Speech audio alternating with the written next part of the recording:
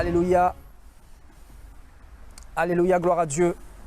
Voilà, nous allons partager un petit moment dans la présence du Seigneur et nous allons partir dans 1 Jean au chapitre 2 à partir du verset 24. Donc bien sûr, si vous avez vos Bibles, je vous invite à les prendre avec moi. Alléluia, c'est très important. Gloire à Dieu. Voilà, donc je vous invite à prendre vos Bibles dans 1 Jean au chapitre 2. Et nous lirons au verset 24. Alléluia. Que ce que vous avez entendu dès le commencement demeure en vous. En vous. Si ce que vous avez entendu dès le commencement demeure en vous, vous demeurerez aussi dans le Fils et dans le Père. Et la promesse qu'il nous a faite, c'est la vie éternelle. Je vous ai écrit ces choses au sujet de ceux qui vous égarent. Pour vous, l'onction que vous avez reçue de lui demeure en vous. Et vous n'avez pas besoin qu'on vous enseigne, mais comme son onction vous enseigne toute chose, qu'elle est véritable et qu'elle n'est point un mensonge. Demeurez en lui selon les enseignements qu'elle vous a donnés. Et maintenant, petits enfants, demeurez en lui afin que lorsqu'il paraîtra, nous ayons de l'assurance et qu'à son avènement ou à son retour, nous n'ayons pas la honte d'être éloignés de lui. Si vous savez que Dieu est juste, reconnaissez que quiconque pratique la justice est né de lui. Alléluia. Ici, notre bien-aimé frère Jean nous partage sa pensée par le Saint-Esprit et il va dire quelque chose de très important. Il va dire « Et maintenant, petits enfants », donc il s'adresse bien évidemment à tous ceux qui ont donné leur vie à Jésus-Christ pour pouvoir avoir la vie éternelle. Il va dire « Petits enfants, demeurez en lui ». Et pourquoi demeurer en Jésus-Christ? Tout simplement pour que lorsque Jésus-Christ apparaîtra, nous ayons de l'assurance et qu'à son avènement, nous n'ayons pas la honte d'être éloignés de lui. Et donc, si vous savez qu'il est juste, reconnaissez que quiconque pratique la justice est né de lui. Donc, demeurez en lui. Voilà le thème que nous allons traiter par la grâce du Seigneur. Donc, pourquoi le serviteur du Seigneur, Jean, va nous exhorter à demeurer en Jésus-Christ? Jean, rempli du Saint-Esprit, va nous demander ou va nous exhorter à demeurer en Jésus-Christ. Et pourquoi il va nous demander d'être en lui? Qu'est-ce qu'il veut nous dire par être en Jésus-Christ? C'est quoi être en Jésus-Christ? Voilà la question que j'aimerais nous poser, c'est quoi être en Jésus? C'est-à-dire en lui. La Bible dira dans Jean 1, au commencement était la parole était avec Dieu et la parole était Dieu. Donc nous savons que la parole c'est Jésus-Christ lui-même. Donc demeurer en Jésus-Christ, c'est demeurer en sa parole, c'est demeurer en lui. Quand nous demeurons en Jésus-Christ, nous demeurons en sa parole ou dans sa parole. Alléluia. Et pourquoi Jean va dire que nous devons justement demeurer en Jésus-Christ? C'est tout simplement parce qu'il y a des personnes qui demeurent loin de Jésus-Christ, d'une part, et il y a des personnes qui demeurent près de Jésus-Christ, d'autre part, et vous avez la troisième catégorie des personnes qui demeurent en Jésus-Christ. Alléluia, je répète. Vous avez la première catégorie de chrétiens qui demeurent loin de Jésus-Christ. Vous avez la seconde catégorie de personnes qui demeurent près de Jésus-Christ, autour de Jésus-Christ. Et vous avez la troisième catégorie de personnes qui demeurent en Jésus-Christ. En fait, Jean nous apprend que dans ce monde, vous avez, pour ainsi dire, trois catégories de croyants, trois catégories de chrétiens. Vous avez des chrétiens qui pensent que Jésus-Christ est le sauveur. des personnes qui vont dans les églises tous les dimanches, des personnes qui fréquentent les assemblées, des personnes qui sont affiliées à des dénominations. Vous avez même des personnes qui vont même jusqu'à lire la parole, qui vont lire la Bible. Vous avez des personnes qui vont jusqu'à prier et qui vont même œuvrer pour le Seigneur d'une manière ou d'une autre, qui vont nourrir des pauvres, des orphelins, qui vont faire des actes de charité, des œuvres caritatives, etc. Donc vous avez plusieurs sortes de croyants. Et Jean nous apprend par l'Esprit que les véritables croyants doivent être en Jésus-Christ. Donc l'Esprit veut nous annoncer qu'il y a des croyants qui sont loin de Jésus-Christ. Vous avez la première catégorie de croyants qui se retrouvent loin de Jésus-Christ, c'est-à-dire loin de sa parole. Vous avez la seconde catégorie qui se retrouve près de Jésus-Christ, c'est-à-dire autour de Jésus-Christ, autour de sa parole. Et vous avez la troisième catégorie qui demeure en Jésus-Christ, c'est-à-dire dans sa parole. Alléluia. Alléluia, gloire à Dieu. Donc vous voyez, vous avez vraiment trois catégories de croyants dans le monde. Et les disciples, justement, doivent demeurer en Jésus-Christ. Jean nous donne en fait le secret pour que nous puissions avoir de l'assurance lorsque Jésus-Christ reviendra. Jean va nous parler de quoi? De son avènement. Jean va nous parler du retour de Jésus-Christ.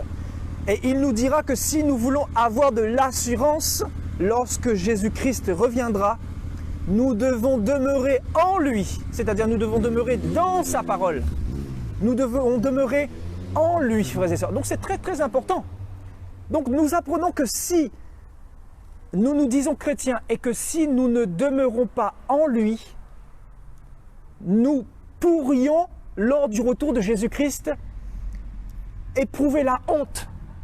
Et notamment la honte d'être éloigné de lui. Et quelqu'un qui est éloigné de Jésus-Christ, c'est quelqu'un, bien évidemment, qui ne peut pas hériter le royaume des cieux. C'est quelqu'un qui est loin de Dieu. Et être loin de Dieu, bien sûr, c'est être loin de sa justice. C'est être loin de sa nature. Parce que la Bible dit que reconnaissez que quiconque pratique la justice est né de lui. Donc quiconque pratique la justice est né de lui. Donc ici, l'apôtre Jean fait référence à la justice. Parce que Dieu est juste. La Bible dit qu'il est le juste juge. Donc celui qui demeure en Christ, c'est celui également qui pratique la justice. Alléluia. Parce que la parole de Dieu a pour vocation de nous rendre justes comme notre Seigneur Jésus-Christ lui-même est juste. Alléluia. Donc le Seigneur est venu dans ce monde pour nous donner la direction de la justice. Alléluia. Et que nous puissions lui ressembler, lui. Donc, c'est pour ça que nous devons demeurer en Jésus-Christ pour pouvoir être juste comme lui est juste. Pour pouvoir être parfait comme notre Père Céleste est parfait. Donc, vous avez les trois catégories de chrétiens. Alléluia. Vous avez les trois catégories de croyants. Donc, la première catégorie, encore une fois, c'est celle qui est loin de Jésus-Christ. La seconde catégorie, c'est celle qui est autour de Jésus-Christ ou près de Jésus-Christ. Et vous avez la troisième catégorie qui est en Jésus-Christ. Et c'est très important de comprendre cela, frères et sœurs, parce que nous sommes dans un temps où les chrétiens sont dans un refroidissement spirituel. Les chrétiens sont dans un formalisme religieux. Les chrétiens pensent que la foi simplement dans le Seigneur Jésus-Christ suffit. Alors que la Bible dit que la foi sans les œuvres est morte. Et la foi sans les œuvres, c'est quoi? C'est croire, mais sans avoir la justice dans sa vie, sans avoir l'amour dans sa vie, sans avoir le caractère de Christ dans son cœur. Donc, en fait, être chrétien veut tout simplement dire être en Christ. Parce que quand on est en Christ, Jésus reflète son caractère et sa nature en nous. Donc, c'est-à-dire, nous sommes dans un processus pour lui ressembler jour après jour. Et il est important de comprendre que être enfant de Dieu, c'est être comme Dieu lui-même. Parce que le Seigneur est venu dans ce monde, comme vous le savez, pour nous restaurer, pour nous purifier, pour nous justifier, pour nous redonner l'image que nous avions perdue dans Genèse 3, quand Adam et Ève ont péché et ont perdu la gloire de Dieu, ont perdu les attributs de Dieu. Donc en fait, le Seigneur est venu vraiment pour nous permettre d'être de nouveau à son image. Et c'est pour ça que l'apôtre Jean dit par le Saint-Esprit que tous les croyants, tous les disciples, tous ceux qui veulent être sauvés notamment. Ici, il s'adresse aux disciples. Donc, tous ceux qui veulent être sauvés doivent être en lui. C'est très important, donc, être en lui et non pas loin de lui ou autour de lui. Parce que vous avez beaucoup de chrétiens qui sont bien sûr loin de lui. Et ça se voit par leurs œuvres, par leurs fruits, par leur langage, par leurs attitudes, par leur manière de s'habiller, par leur manière de se comporter, par un certain nombre d'éléments que nous pouvons voir dans leur vie. Vous voyez, des vies de débauche, des vies débridées, des vies de fornication, des vies d'adultère, des vies d'ivrognerie, des vies où ça fume, où ça boit, où ça danse sur la musique du monde, où ça ne comprend pas la parole du Seigneur ou les Écritures du Seigneur, parce que ces personnes-là ne demeurent pas en lui. Alléluia. Donc, ceux qui demeurent loin de Christ, ça se voit automatiquement dans leur vie. Il n'y a pas besoin, de faire des écoles théologiques pour le comprendre. Le Seigneur a dit, vous les reconnaîtrez à leurs fruits. Donc, c'est quoi les fruits? Les fruits, c'est tout ce qui peut graviter autour de nous, c'est-à-dire les œuvres qui nous accompagnent. C'est-à-dire l'atmosphère qui nous accompagne. Dans quelle atmosphère es-tu en ce moment? Et nous pourrons voir si tu demeures en Jésus, autour de Jésus ou loin de Jésus. Alléluia. Donc, dans quelle atmosphère tu te retrouves aujourd'hui? Donc, hier, effectivement, nous étions tous éloignés de Christ à travers la religion. En fait, être éloigné de Christ, c'est s'affilier à la religion. Parce que dans la religion, il y a les apparences, il y a les temples, il y a les statues, les bougies, il y a tout ce que vous voulez.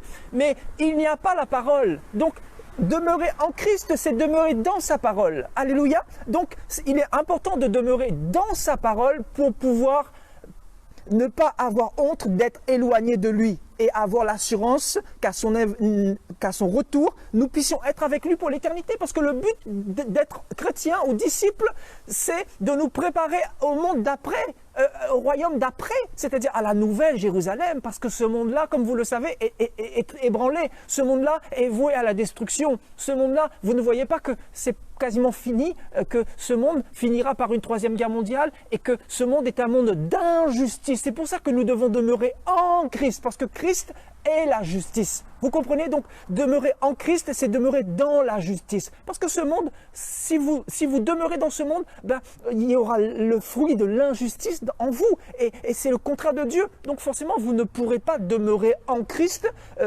en étant dans l'injustice. Alléluia. Donc, vous avez la première catégorie de croyants qui sont éloignés de Christ. C'est-à-dire qu'ils vont mettre l'accent sur les apparences, sur les habits, sur les accoutrements, sur les apparences extérieures. Ce sont des personnes qui vont prier, qui vont même vous choquer par leur attitude de piété, qui vont vous montrer que voilà, ils sont très spirituels, et si Dieu vous montre l'état de leur cœur, vous allez comprendre clairement que en fait ils sont éloignés de Jésus-Christ. Vous voyez, donc vous avez cette première catégorie de chrétiens qui ne demeurent pas en Jésus, mais qui demeurent loin de lui, loin de Christ. Et ce sont les chrétiens qui mettent l'accent sur l'apparence. Ce sont des chrétiens qui écoutent plus les hommes ou la tradition que la parole de Dieu. Ce sont ceux qui sont influencés par le système religieux. Ce sont ceux qui vont mettre l'accent sur les sacrifices plutôt que sur l'obéissance. Ce sont ceux qui vont mettre l'accent sur l'attrait extérieur. Alléluia. Donc en fait, la première catégorie de chrétiens sont, pour ainsi dire, ceux qu'on peut catégoriser comme hypocrites. Le Seigneur va parler aux pharisiens à l'époque. Il leur dira, vous êtes comme des sépulcres blanchis, et il le répétera dans les Écritures à nombreuses reprises. Hypocrite, hypocrite, hypocrite, hypocrite, hypocrite. Donc, en fait, cette première catégorie de chrétiens qui se disent chrétiens et qui sont éloignés de Christ sont représentés devant Dieu comme des hypocrites. parce qu'ils n'ont pas la parole en eux. Parce que demeurer en Christ, c'est demeurer dans sa parole. Et Jean nous dit, demeurer en Jésus-Christ. Donc, non pas loin de lui. Alléluia. Donc, vous avez ceux qui demeurent loin de Jésus-Christ et qui se disent chrétiens. Donc, ce sont des personnes qui vont certainement avoir honte lorsque Jésus-Christ reviendra. Alléluia. Vous avez la deuxième catégorie qui sont près de Jésus-Christ, qui sont autour de lui. Et ça fait penser, vous savez quoi, aux chrétiens fidèles au bâtiment tous les dimanches. Fidèles. Ce sont ceux qui sont fidèles aux assemblées tous les dimanches, qui sont autour de Jésus-Christ, qui sont près de Jésus-Christ, qui sont autour des chorales, qui vont même jusqu'à chanter le Seigneur dans des chorales, qui vont même utiliser un micro tous les dimanches pour faire des prédications. Donc vous savez, cette deuxième catégorie de chrétiens qui se retrouvent, le Seigneur est en train de nous parler, qui se retrouvent autour de Jésus-Christ. C'est comme la foule à l'époque. La Bible nous dit qu'il y avait une foule qui suivait le Seigneur. Et dans cette foule, il y avait des personnes qui écoutaient le Seigneur. Dans cette foule, il y avait de tout. Il y avait des personnes de toute religion, de toute confession religieuse. Il y avait des païens, il y avait des athées, il y avait des pécheurs, il y avait des impudiques, il y avait de tout. Vous savez, dans la foule, il y a de tout. Et dans la foule qu'on peut nommer chrétien aujourd'hui ou chrétienne, en fait, il y a de tout également. Vous avez des gens sincères et des gens qui ne sont pas sincères, qui ne sont pas vrais, qui n'ont pas le cœur pur, des gens qui utilisent le Seigneur pour les intérêts personnels. Alléluia, et c'est le cas de beaucoup de chrétiens. En fait, cette seconde catégorie, c'est plutôt les chrétiens qui vont suivre le Seigneur par intérêt. Vous voyez, ceux qui sont autour de Jésus-Christ, et il y en a beaucoup, il y a tellement de chrétiens qui sont autour de Jésus-Christ. Alléluia, qui sont autour des assemblées tous les dimanches.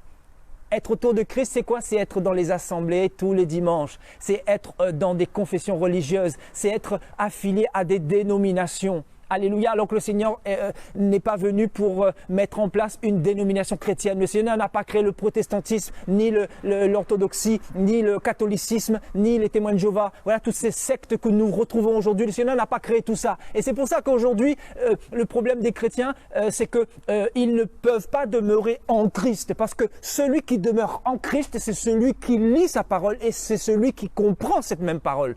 Alléluia, c'est pour ça que vous avez ces trois catégories de chrétiens. Et Jean va vraiment s'adresser aux disciples. Il va dire, vous devez demeurer en lui si vous voulez avoir une chance d'être sauvés. Donc, on apprend que ce ne sont pas ceux qui fréquentent les assemblées tous les dimanches qui vont être sauvés. Parce que vous avez des personnes qui sont dans les assemblées tous les dimanches, mais qui jouent des rôles. Qui sont dans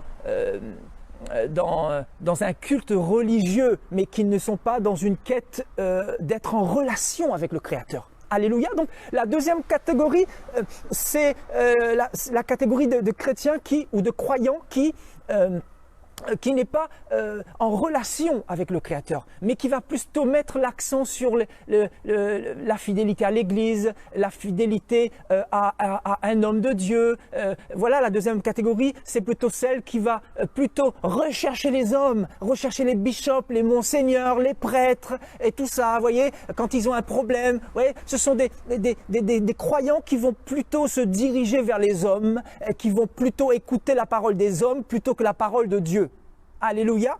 Parce que ici, Jean va dire quelque chose de très important. Il va dire, au verset 27, 1 Jean au chapitre 2, au verset 27, il va dire, je vous écris, au verset 26, je vous écris ces choses au sujet de ceux qui vous égarent. Donc il y a des personnes qui nous égarent, effectivement. Il y a des personnes qui nous égarent. Et la Bible dit, je vous ai écrit ces choses au sujet de ceux qui vous égarent.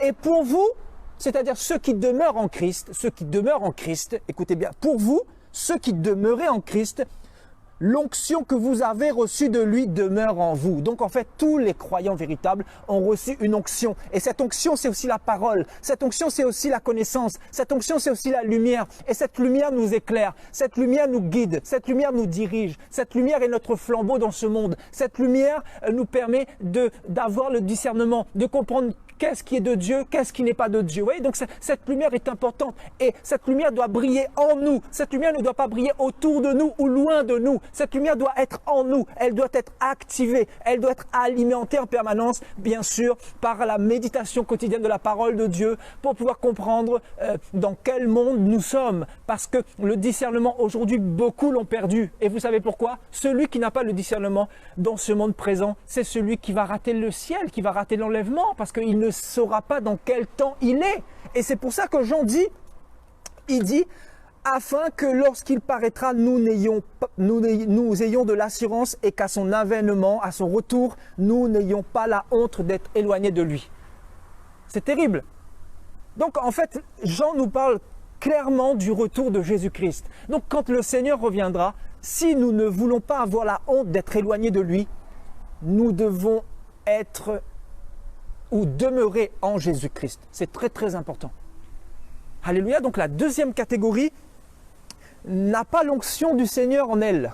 La deuxième catégorie de croyants ou de chrétiens n'a pas l'onction de Dieu en elle. Parce que l'onction est égale à la parole. Et l'onction brise les jougs, nous dira la Bible. Alléluia, l'onction est là pour briser l'ignorance. L'onction est là pour briser la puissance du péché. L'onction est là pour nous libérer de tout esclavagisme. L'onction est là pour briser la puissance du péché dans nos vies, pour briser nos addictions, pour briser nos maladies, pour briser notre religiosité, pour briser notre tiédeur, pour briser notre légèreté spirituelle. Vous voyez, donc cette onction est nécessaire. Et vous voyez, cette onction est là aussi pour nous renouveler continuellement, que nous ne puissions pas nous endormir, que nous ne puissions pas demeurer dans la stérilité. Parce que le Seigneur nous a appelés, bien sûr, selon Jean 15, à porter du fruit. Et donc celui qui porte du fruit, c'est celui qui est près de ce courant d'eau, comme le dira le psaume 1. Heureux celui qui médite la parole du Seigneur nuit et jour, parce qu'il est comme un arbre planté auprès des courants d'eau et il porte ses fruits en toute saison, c'est-à-dire il ne demeure pas stérile. Vous voyez, donc c'est ça être en Jésus-Christ, c'est-à-dire c'est être réveillé. La Bible nous encourage à rester réveillé continuellement parce que l'homme est prompt à s'endormir, parce que cette chair dans laquelle nous sommes est là pour nous faire minimiser les choses du Seigneur, pour nous faire minimiser le retour du Seigneur, pour nous faire minimiser les choses spirituelles qui sont plus réelles que les choses terrestres et les choses physiques. Alléluia. Donc la deuxième catégorie de chrétiens, c'est celle qui fréquentent les temples, qui fréquentent les assemblées, mais qui n'ont pas la parole en elles. Et ça c'est terrible, un chrétien qui n'a pas la parole en lui, c'est un chrétien en fait qui marche dans les ténèbres. Alléluia. C'est un chrétien qui marche dans les ténèbres et c'est un chrétien qui ne demeure pas en Christ. Demeurer en Christ, c'est demeurer en sa parole. Vous voyez, donc, la première catégorie de chrétiens demeure loin de Jésus. La seconde catégorie demeure autour de Jésus. Et la troisième catégorie demeure en Jésus. Et il y a vraiment trois nuances différentes. Donc la question que j'aimerais nous poser, ou que le Seigneur voudrait nous poser aujourd'hui, dans quelle catégorie nous trouvons-nous aujourd'hui, à l'heure où le Seigneur nous permet de partager ce direct ensemble? Dans quelle catégorie? Parce que nous sommes appelés, si nous sommes éloignés de Christ, de nous rapprocher de lui. Et quand nous nous rapprochons de lui, nous nous rapprochons de sa parole. Et quand nous nous rapprochons de sa parole, nous commençons à demeurer en lui.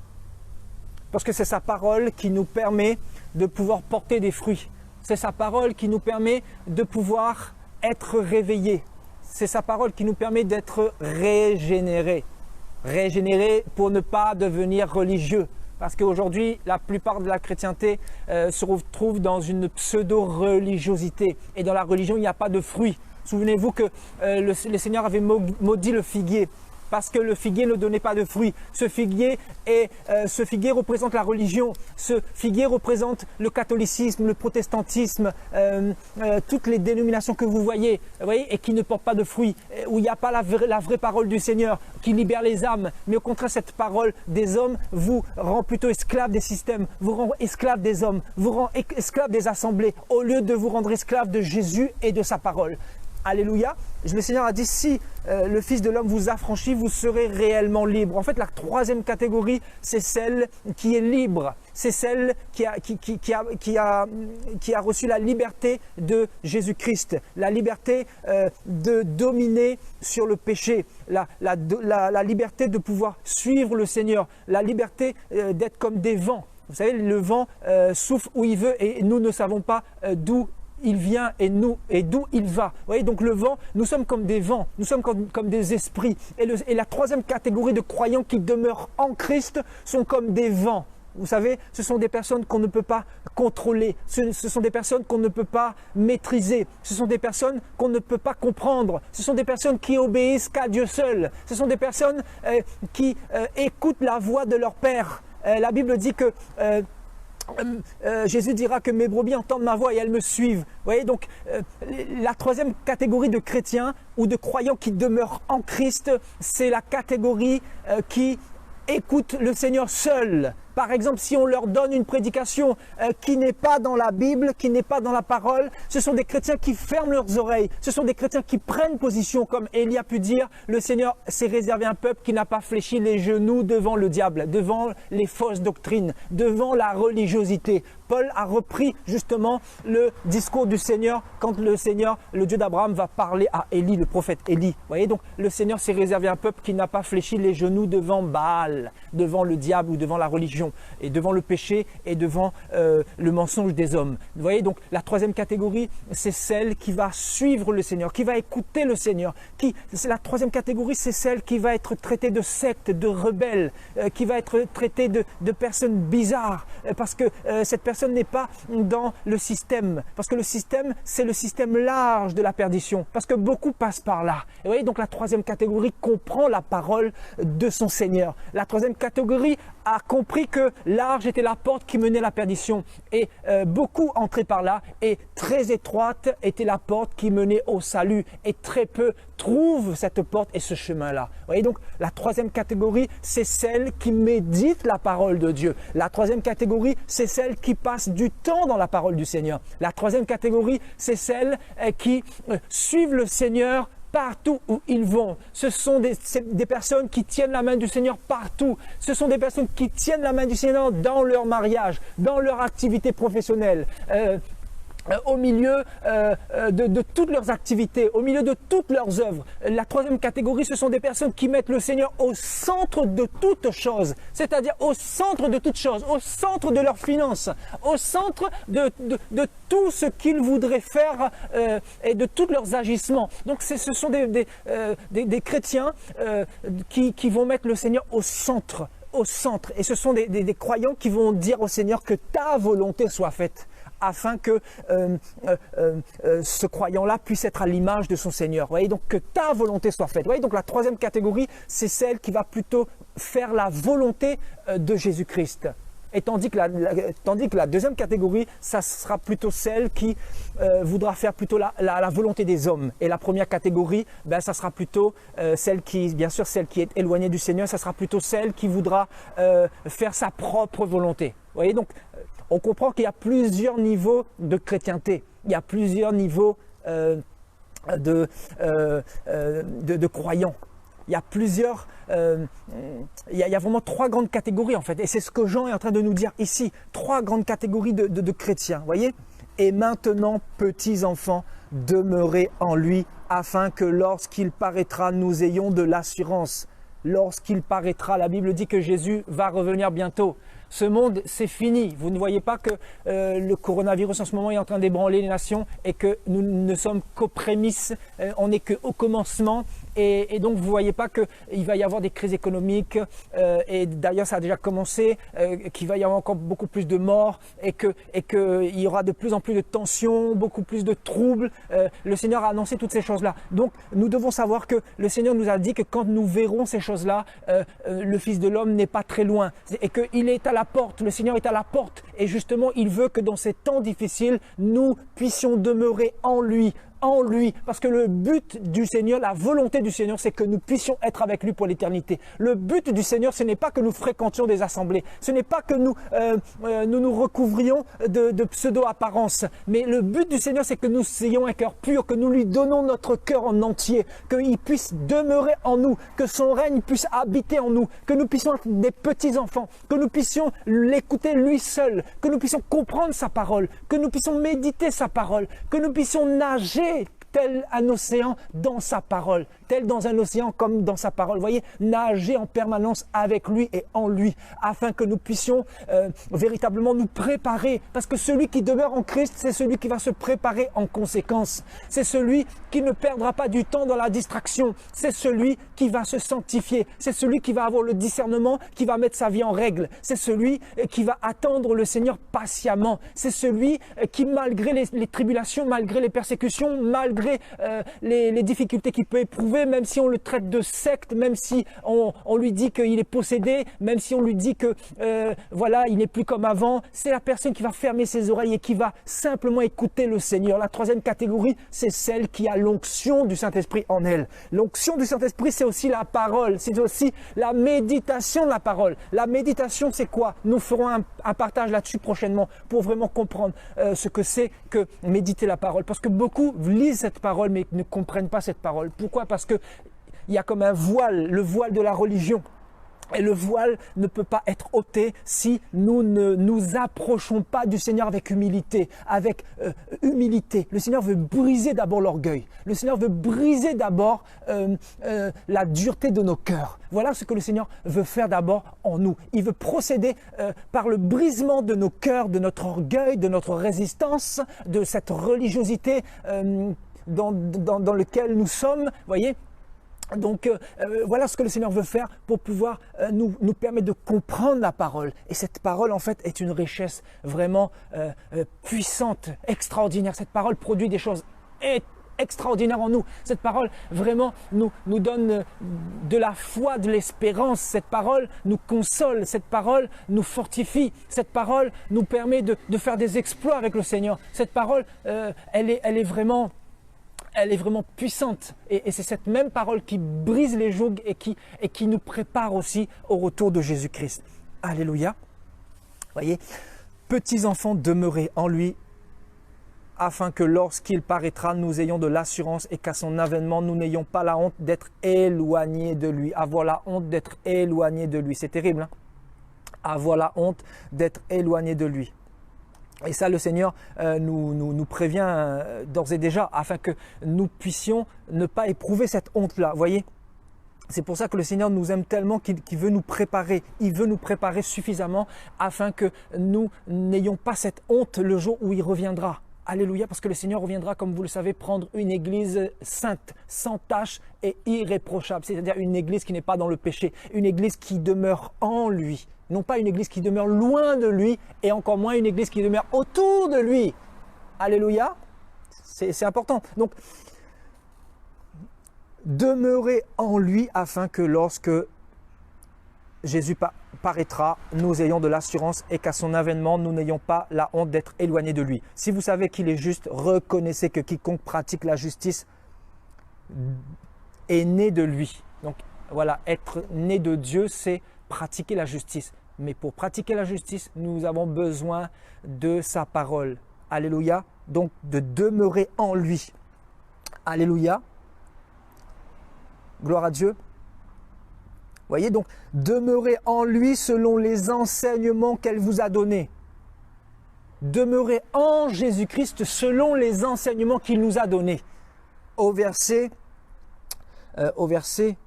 27. Voyez, Selon quoi? Selon la parole des hommes, selon la tradition des hommes, selon ce que le papa dit, selon ce que le papa pasteur il a dit, selon ce que la maman pasteur vous a dit, ou selon les enseignements que le Seigneur nous a donnés.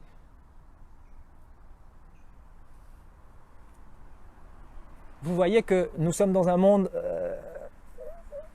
où il y a beaucoup de problèmes. Il y a des problèmes au niveau de la chrétienté. Et c'est terrible parce qu'il n'y a plus les enseignements du Seigneur au centre. Une église qui demeure en Christ, c'est une église assise sur la saine doctrine, sur la vérité qui affranchit, sur la vérité qui fait mal souvent parce que la vérité expose notre nature pécheresse, la vérité expose notre hypocrisie, la vérité est là pour révéler la vraie nature de ce que nous sommes, pour que nous puissions nous remettre en question afin que nous puissions être sauvés. Vous voyez les enseignements du Seigneur, demeurer en Jésus-Christ, une église qui demeure en Jésus, c'est une église qui demeure dans les enseignements qu'il nous a donnés. Alléluia. Et c'est fort, il dit, pour vous, l'onction que vous avez reçue de lui demeure en vous. L'onction que vous avez reçue de lui demeure en vous. Donc l'onction ne doit pas demeurer autour et ni loin. Vous comprenez? Donc, si nous comprenons cette parole, en fait, nous aurons la chance de nous préparer en conséquence pour le retour de Jésus-Christ. Parce que beaucoup, dans ces temps de la fin, perdent la foi. Beaucoup pensent que le Seigneur tarde. Beaucoup pensent que le Seigneur ne reviendra pas maintenant. Beaucoup pensent qu'ils ont encore le temps. Vous savez, beaucoup pensent comme la génération de Noé. Je pense que on en parlera, la génération de Noé, où les gens buvaient, les gens mangeaient, les gens mariaient leurs enfants, les gens ils faisaient du commerce, les gens vaquaient à leurs activités, mais ils ont mis le Seigneur en seconde position. Je vais vous dire, frères et sœurs, dans ma vie, j'ai mis le Seigneur au centre, c'est-à-dire dans mon mariage. Je lui dis tous les jours, Seigneur, prends le contrôle de mon mariage, prends le contrôle de mes affaires, prends le contrôle de mes finances, prends le contrôle de ma vie spirituelle, prends le contrôle dans tout ce que je fais. Tout ce que je fais doit être avec le Seigneur, c'est-à-dire je dois le faire en lui. C'est-à-dire si je fais quelque chose hors de lui, c'est que là, il y a un problème. Parce que être disciple de Jésus-Christ, c'est être en lui, c'est faire les choses selon sa parole. Alléluia, nous sommes en tant que disciples de Jésus-Christ, nous sommes appelés à être en lui, frères et sœurs. Alléluia, à être en lui. Vous voyez, donc son onction nous enseigne toutes choses. Son onction nous enseigne toutes choses. C'est-à-dire, si un homme vous donne une parole qui n'a rien à voir avec celle du Seigneur, c'est que cette onction ne vient pas du Seigneur. Et c'est que ce même pasteur ne vient pas ou ne demeure pas en Jésus-Christ. Vous comprenez sa parole? C'est-à-dire, si un homme de Dieu vous prêche quelque chose qui n'a rien à voir avec la parole du Seigneur, c'est que cet homme de Dieu, qui se dit de Dieu, ne demeure pas en Jésus-Christ. Vous en avez l'explication aujourd'hui. Donc, vous avez des personnes qui demeurent en Jésus, vous avez des personnes qui demeurent autour de Jésus et vous avez des personnes qui demeurent loin de Jésus. Et c'est ce que nous voyons dans ce monde. Et je comprends mieux la parole du serviteur Jean, l'apôtre Jean. Parce que c'est ce que nous vivons actuellement.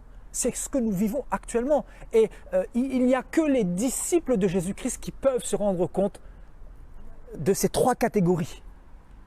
C'est-à-dire celle qui est loin du Seigneur, celle qui est autour du Seigneur et celle qui est en Jésus. Parce que celle qui est en Jésus, la catégorie qui est en Jésus, qui demeure en Jésus, c'est celle qui a le discernement.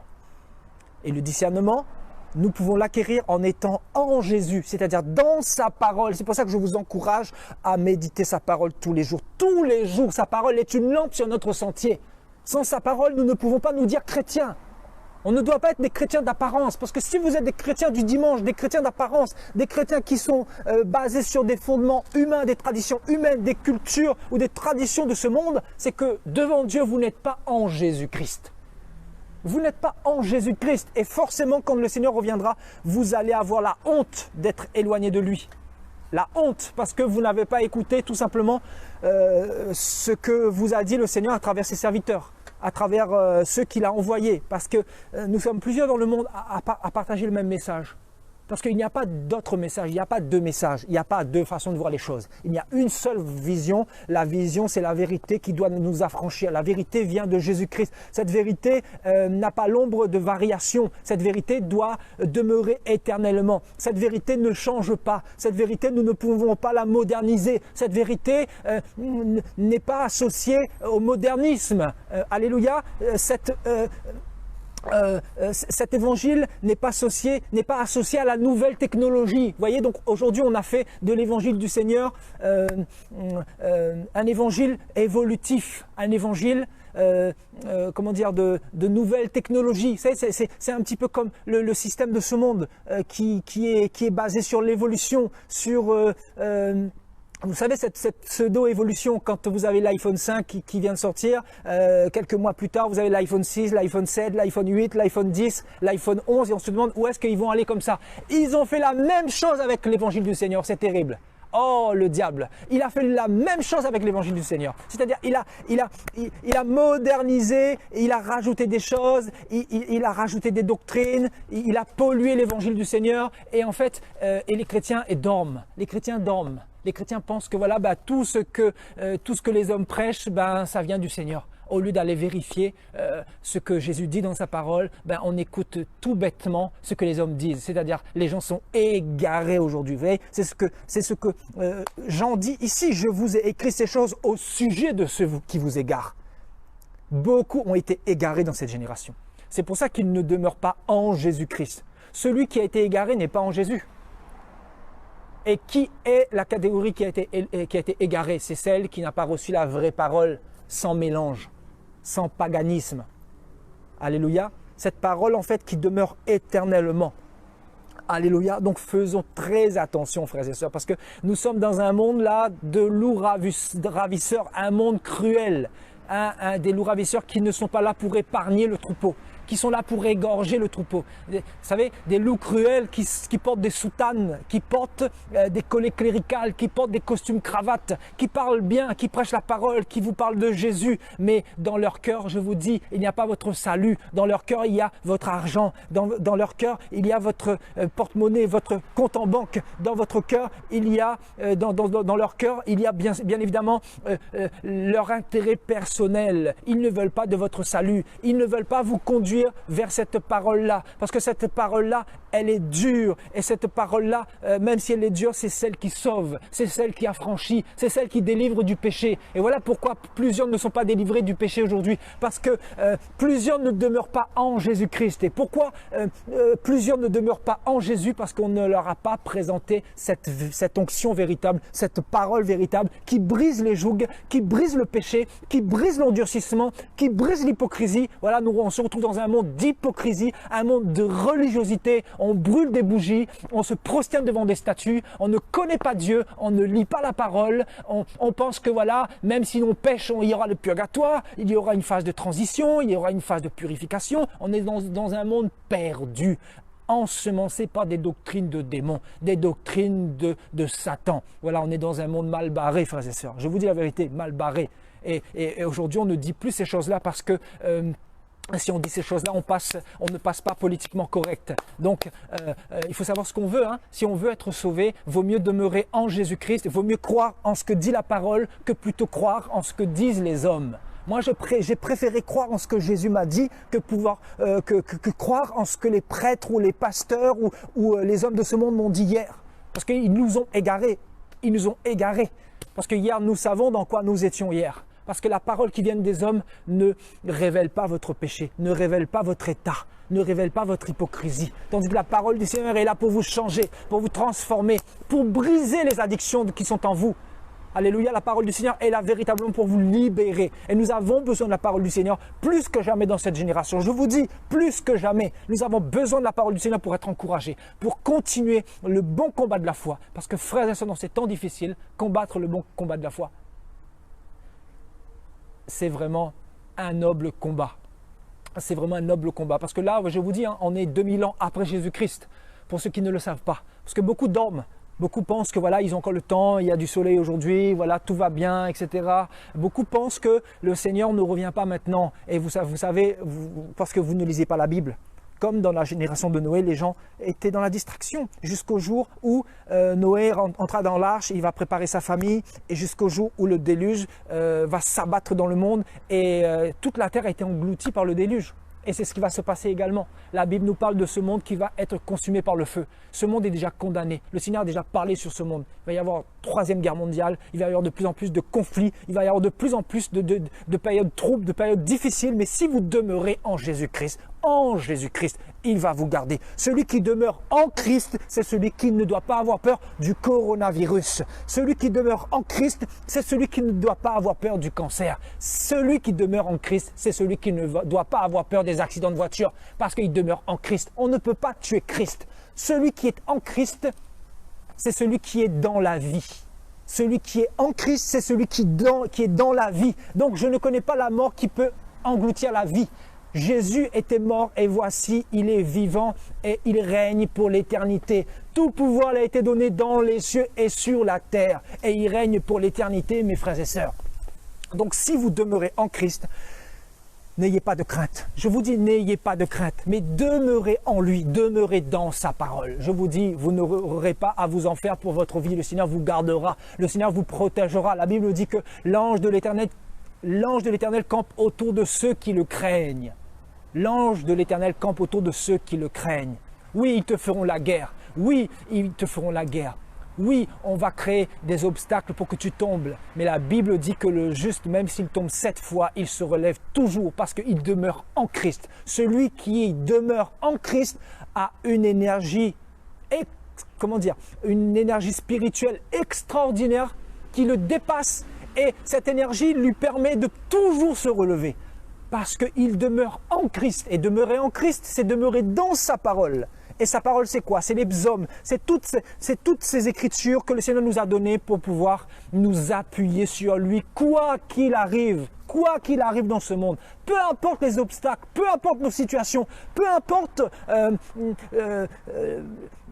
où tu te trouves aujourd'hui, tu dois toujours garder en tête que le Seigneur, il est au contrôle de ta vie si tu demeures en lui. Peu importe, n'aie pas peur qu'il neige, qu'il pleuve, qu'il fasse soleil, qu'il fasse nuit, qu'il fasse jour. Le Seigneur s'occupe de toi. La Bible dit que celui qui garde Israël ne dort ni ne sommeille. Celui qui a créé le ciel et la terre, il connaît tout ce qui se passe sur la terre. Il connaît tout, il voit tous les êtres humains à la seconde où je parle. Le Seigneur, il connaît toutes choses. C'est celui qui sonde les cœurs et les reins. Alléluia. Alléluia. Gloire à Dieu. Allons partir dans 1 Jean 3, allons partir un petit peu plus loin. 1 Jean 3, et nous lirons au verset 24.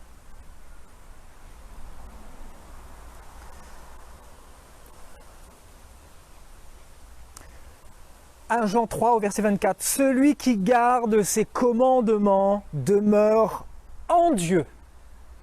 Celui qui garde ses commandements demeure en Dieu. Et Dieu demeure en lui. Et nous connaissons qu'il demeure en nous par l'Esprit qu'il nous a donné. » Vous voyez, celui qui garde ses commandements, c'est celui qui demeure en Dieu. Garder les commandements du Seigneur, c'est garder sa parole. C'est garder le trésor qu'il nous a donné il y a 2000 ans, et même avant, je dirais, parce que la Torah était là avant Jésus-Christ. Alléluia. Jésus-Christ est venu simplement accomplir les Écritures, parce qu'il est l'accomplissement des Écritures. Alléluia, il est bien sûr la révélation du Père sur la terre. Il est le Dieu en chair, si vous voulez. Alléluia. Donc, il est venu accomplir les Écritures. Donc, toute la parole, en fait, est là pour nous permettre de demeurer en Jésus-Christ. Et dans les Saintes Écritures, tous ceux qui ont marché avec Dieu, tous ceux qui ont marché avec le Seigneur, ont demeuré dans sa parole. Souvenez-vous de Josué au chapitre 1. Le Seigneur dira à Josué, vous voyez, on va faire un petit tour dans Josué.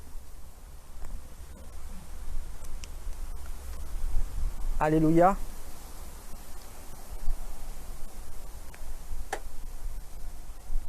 Le Seigneur est bon.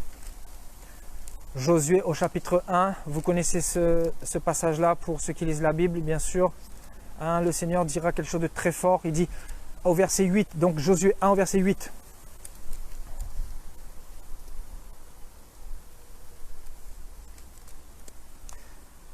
Que ce livre de la loi ne s'éloigne pas de ta bouche. Médite-le jour et nuit pour agir fidèlement selon tout ce qui est écrit, car c'est alors que tu auras du succès dans tes entreprises. C'est pourtant simple. C'est pourtant simple. Mais nous avons associé Dieu à la religion. Dieu est venu faire les choses simplement et nous avons compliqué tout. Le diable nous a embrigadés dans la complication. Nous avons compliqué le Seigneur alors qu'il a fait les choses simplement. Alléluia. Médite cette parole jour et nuit pour agir fidèlement, selon tout ce qui est écrit, car c'est alors que tu auras du succès dans tes entreprises. C'est alors que tu réussiras.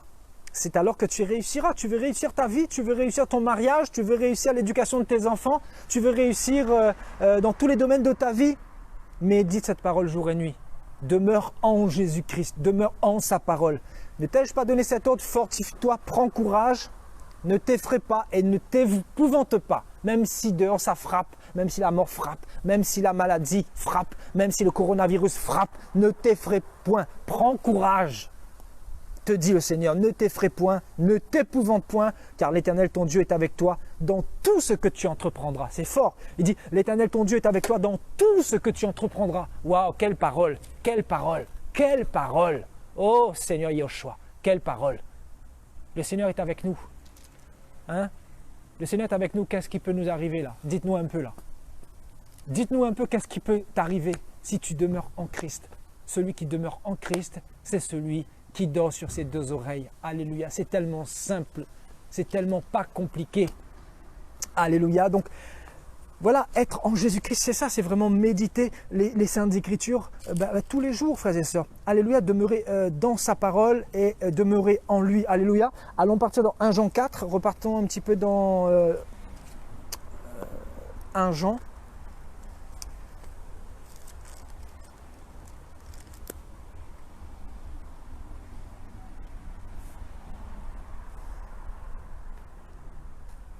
« 1 Jean chapitre 4 au verset 13. 1 Jean chapitre 4 au verset 13. Nous connaissons que nous demeurons en lui. Aïe, aïe, aïe, aïe, aïe, aïe. Oh, le Seigneur est magnifique. Le Seigneur est magnifique. Et à sa présence, alléluia. Nous connaissons que nous demeurons en lui. Oh, le Seigneur est magnifique. Nous connaissons que nous demeurons en lui.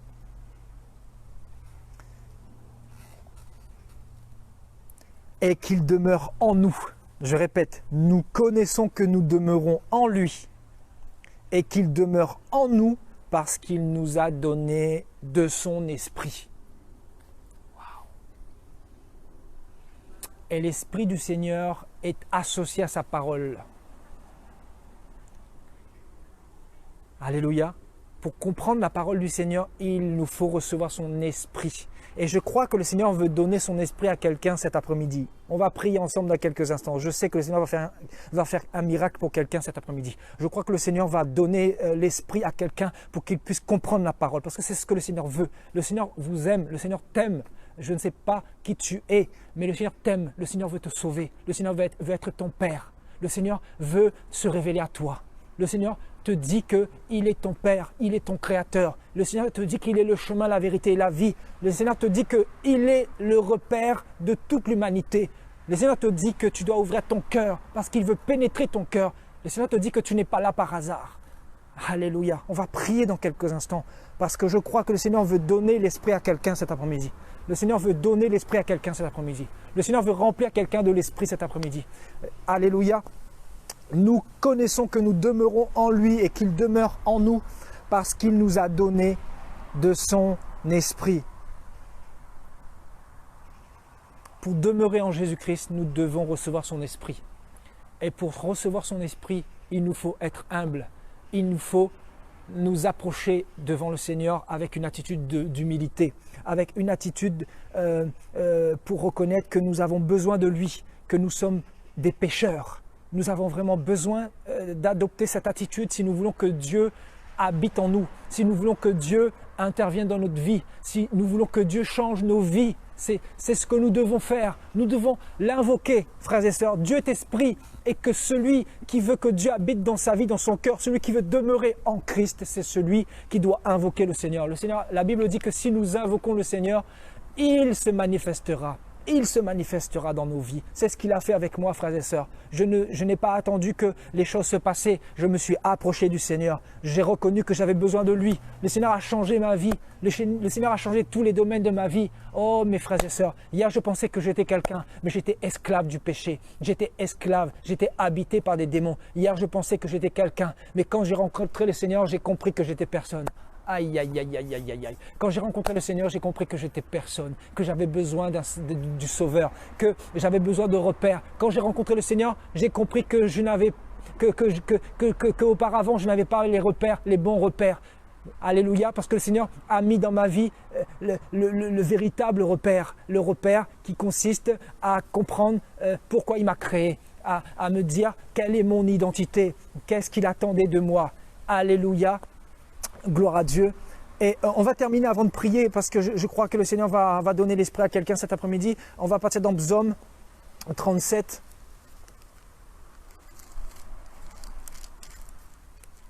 Psaume 37 au verset 31.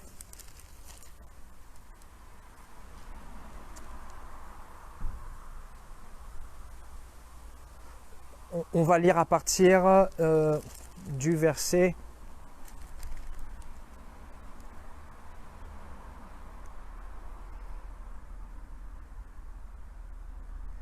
23. Psaume 37 au verset 23. Alléluia.